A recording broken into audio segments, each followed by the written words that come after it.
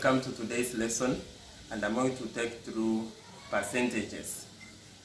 Behind me here, you can see this sign, which I know majority of you, if not all of you, has ever seen it. We have seen this sign in our exams. When we give you a test, we usually write 90%, 80%. But what does this sign mean? This sign is a percentage, and this percentage represents 100. A percentage, which is represented by this sign, is a special fraction. Here, any number that is written as percentage, in short, it is that number over 100. So instead of writing any over 100, 90 over 100, 10 over 100, we just write any percent, 10%, 40%. So this one means over 100. Now, as you can see, these examples of percentage, we have 21%, which can be written as 21 over 100. We have 45%, which can be written 45%. We have 90 over 100, which can be written as 90 over 100. Now, but this is just an example, but there are few. What if when we give you an exam, for example, a mathematics test, which is out of 50, but when we give you out the results, we give you 90%, 8%, 60%. Where do we get the 60% from? That's why we want now to discuss a percentage as a whole. Want to discuss a percentage as a whole. When I say a percentage as a whole, when something is a whole number, when something is complete, we say it is 100%.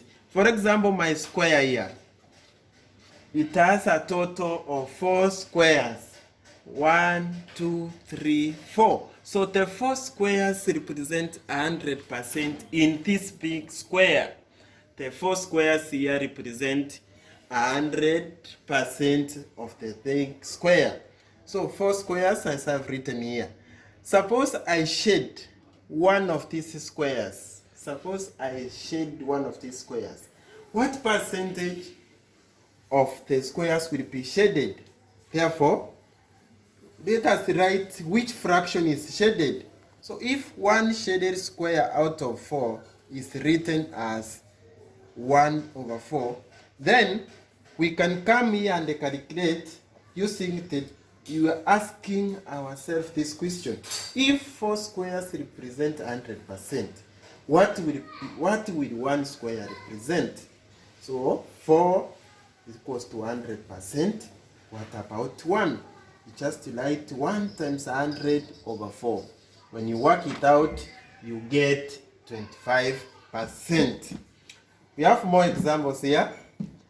We have a circle which is divided into 8 sectors. We count them very fast. 1, 2, 3, 4, 5, 6, 7, 8. So the 8 square sectors represent 100%. I went ahead and shaded 4 out of them.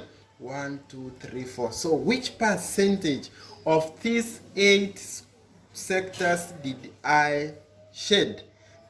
The fraction is 4 of 8 multiplied by 100%, which gives me I shaded 50% of the squares. The sectors, sorry. Then I have my rectangle here, which consists of 20 small squares. I went ahead and shaded 1, 2, 3, 4, 5, 6 of them. So the fraction that was shaded was 6 over 20. But what percentage? So it is 6 over 20 multiplied by 100%. When you work it out, you get the percentage of the squares shaded was 30%. We have many examples. In fact, very many examples, endless. I have one for you without any drawings. 7 over 10. How can be 7 over 10 written as a percentage? You just use a very short method. It is 7 over 10 multiplied by 100%, whereby when you work it out, you just get 70%. Now class, I hope now you have understood where the percentages come from when we give you a test. For example, I give you a mathematics test, you get 40 ticks out of 50, I give you 80%.